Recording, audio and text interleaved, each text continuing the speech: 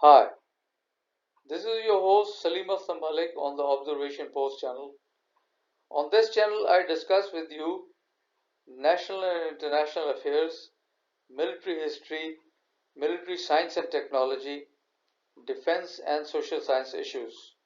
Over the past few months, Pakistan is gripped by an internal crisis of overwhelming proportions. Due to their mentality, the think tanks across our eastern border are in a state of intense excitement bordering on schizophrenia, which is a state of mind in which a person starts imagining things. In such a state of mind, they think that Pakistan is about to break up. And like vultures, they are hoping against hope for Pakistan to disintegrate. Therefore, my channel is dedicated to exposing all such disinformation and lies and putting forward the facts to my viewers. I have my blog for this purpose, which is Salim's Post. The blog features articles on all the subjects I have mentioned in the beginning. My vlogs and blogs will also help students who are preparing for competitive exams. You are requested to subscribe to my channel and also give your comments at the end of the vlogs and blogs. Transcripts of my blogs and vlogs are available free of cost. You can contact me on these addresses for the transcripts or write-ups of the vlogs or blogs which I run.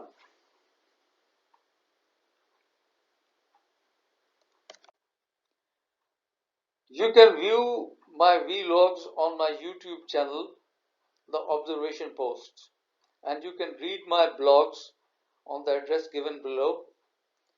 The address is sam1953 at blogspot.com. This vlog is about the Siachen Glacier dispute. On the map, you can see the Siachen Glacier, which is like a wedge between the Gilgit-Baltistan province of Pakistan and the Shaksgam Valley. Now, in the past, armies of both the countries, that is India and Pakistan, had been sending patrols to the glacier. In the villages located on the periphery of the glacier, Pakistani currency was the legal tender. That is, it was considered as the official currency in those villages, which were on the periphery of the Siachen Glacier. Pakistan had also been hosting mountaineering expeditions to the glacier. In the early 1980s, a Pakistani advertisement for procurement of high altitude mountain gear in a foreign mountaineering magazine prompted the Indians to launch a brigade-size operation to seize Siachen.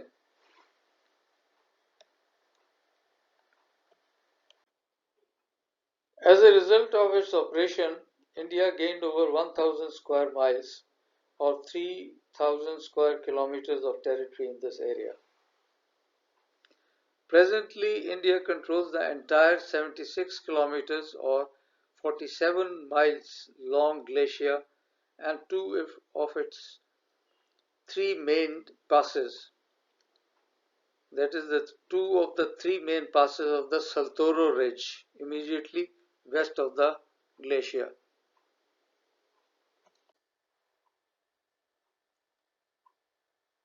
Siachen Glacier is shown in greater detail on this map. The crooked dotted line given in yellow color gives the alignment of the Saltoro Ridge, which is presently occupied and controlled by the Indian Army. It also gives the location of various mountain passes along the ridge, that is the Saltoro Ridge.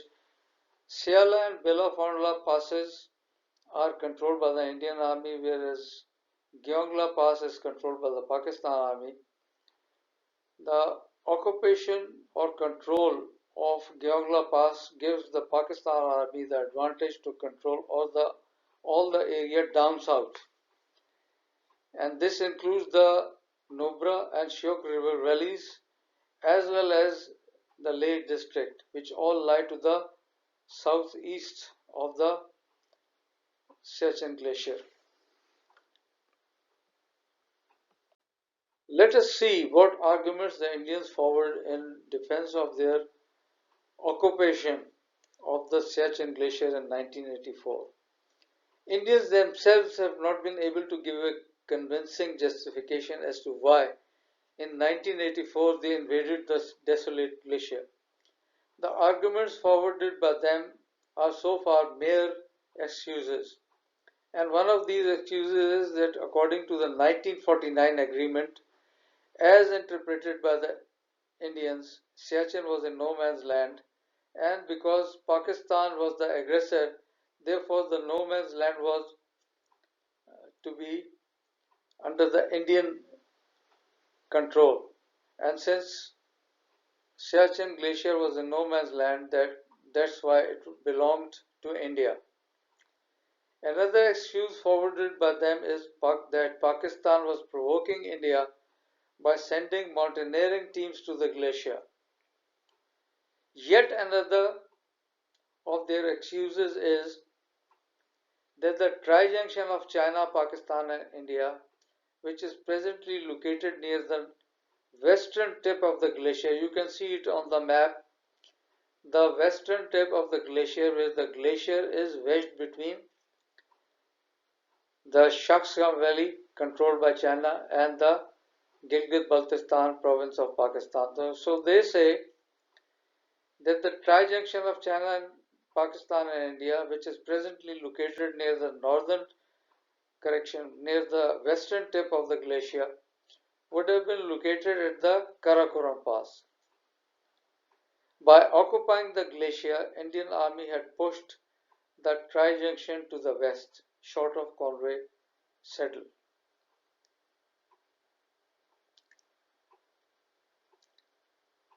Yet another argument by India is that Pakistan's occupation of the Siachen up to the Karakoram Pass. Now, Karakoram Pass is where the northern tip of the glacier touches the Siachen plateau. You can see it on the map. So, Siachen is under the Chinese control.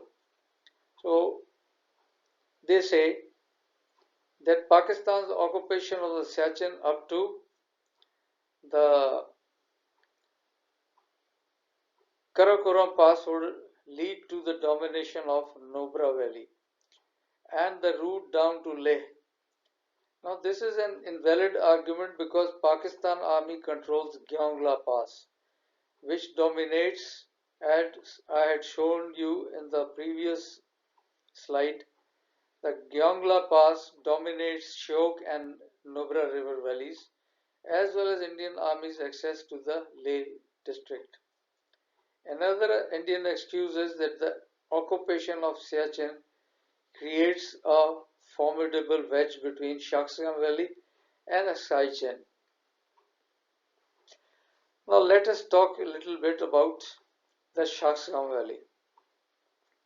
Pakistan relinquished its claim to the Siachen Valley under a border agreement with China in 1963, with the proviso that the settlement was subject to the final solution of the Kashmir dispute. After the agreement, Nehru accused Pakistan of conceding Siachen Valley or surrendering Siachen Valley to China. Siachen Valley was never under the physical control of Pakistan, even as Siachen and Tibet were never under the control of the Maharaja of Jammu and Kashmir. So all these areas were never under the control of the successor states, which were India and Pakistan, after the division of India or after the creation of India and Pakistan, or after granting independence to India and Pakistan by the British. The claims existed, that is, the claims by the Maharaja of Kashmir on Siachen Valley as well as Siachen and Tibet were based on lines drawn on maps by the British surveyors during the British Raj. Indian assertion that occupation of Siachen creates a formidable wedge between Shaksgam Valley and Siachen implies that the Pakistani occupation of Siachen would have facilitated a Chinese offensive through the glacier to roll down Indian defenses from the west and threaten Ladakh. This again is not convincing because Indians themselves concede that the most likely Chinese offensive in this area will be from the east, across the Depsang Plains. We will talk about it a little later.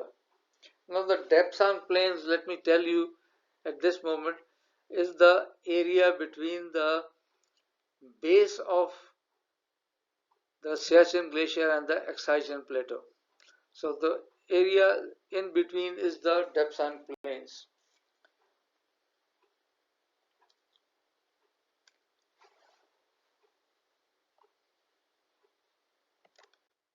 Indians also say that occupation of the glacier was essential for the defense of Daulat Beg Oldi or DBO. India maintains a landing ground at DBO. The place is shown on the map. It is an airstrip. So India maintains a landing ground at this place for rapid deployment to block the KKH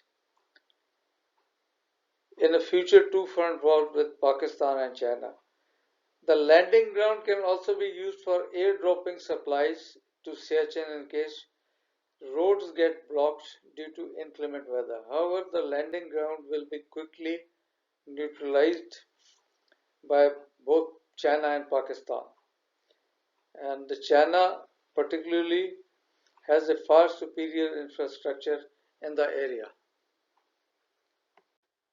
So, what may be the significance of Siachen Glacier? Capturing the Siachen Glacier does not make any sense unless it is used as a jump-off point to advance further west to threaten Skardu or recover Shaksgam Valley from China. The glacier may thus not be having an immediate strategic significance.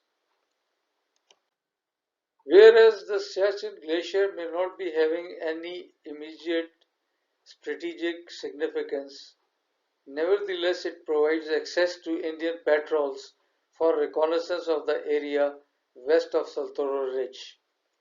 Mule tracks are available. However, a large-scale offensive cannot rely on mule tracks. Any Indian offensive to capture Skardu will be based on a heli-borne or airborne operation across the Kargil heights. What may be the future Indian designs and aspirations regarding the Siachen Glacier? Indian think tanks, military strategists, and defense analysts recommend that India should advance, that is, the Indian Army should advance further northwest and occupy Sherpi Kangri Glacier and Kabiri Glacier systems in the vicinity of Skardu.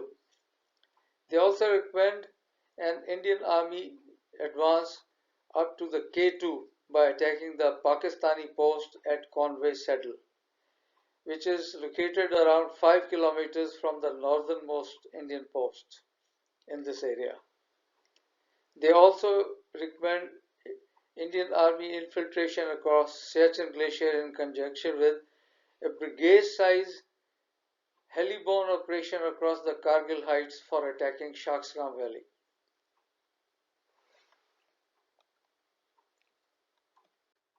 How do we make sense of or rationalize the Indian arguments in defense of their occupation of the Siachen Glacier?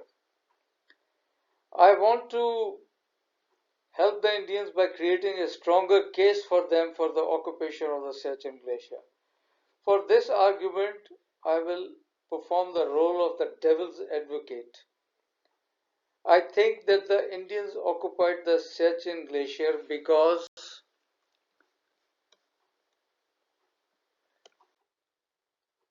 back in 1984, India had been stopped from playing any role whatsoever in Afghanistan.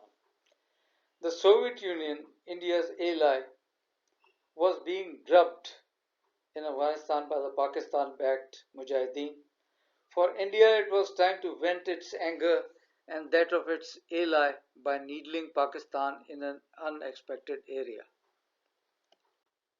The Sikh militancy in East Punjab, sponsored by Pakistan to interdict India's line of communications to the Indian-held Kashmir, was another big irritant for which India wanted to repay Pakistan in kind. Nearly 7 of the world's highest mountain peaks are clustered west and northwest of Siachen. Every year, thousands of tourists visit this area. The capture of Siachen would create an Indian claim on these Karakoram peaks. India had issued postage stamps showing K2 as Indian territory. Till 1984, when India occupied the Siachen Glacier, northern Ladakh was a bottleneck sandwiched between the Siachen Glacier and the Siachen Plateau. This narrow wedge was widened due to the Indian Army ingress into the Siachen Glacier, giving India a breathing space.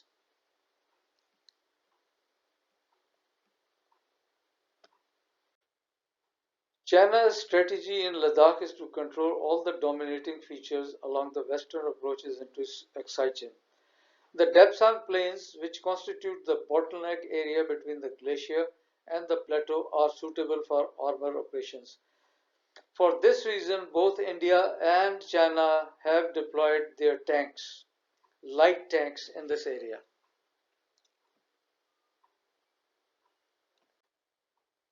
Now, these are the Depsang Plains. To the west, you can see the Siachen Glacier, and the Siachen Plateau is to the right or to the east. So these are the Depsang Plains where I said both India and China have deployed their tanks for a future projected armor operation.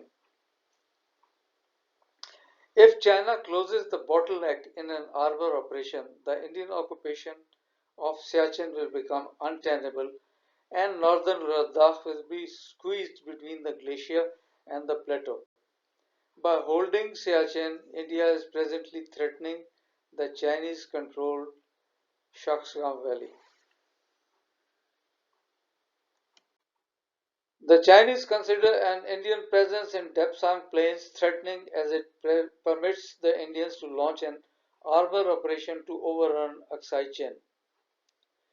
As an interim measure, the Chinese would like the line of actual control, which is the de facto boundary between China and India. So they would like the line of actual control in this area to run along the Shyok River and down south to the western edge of Pangong Lake. The Indians appreciate that a future war in this area will be a two-front war in which Pakistan and China will launch a three-pronged combined offensive against the Indian positions in Ladakh and Baltistan along the western, that is Pakistani, and northern and eastern, that is Chinese approaches. This offensive may result in India losing all the areas northeast, east, and southeast of Leh, making the Indus River the new line of control with Pakistan and the new line of actual control with China. You can see the Indus River meandering through this area. Be seeing you in the next vlog.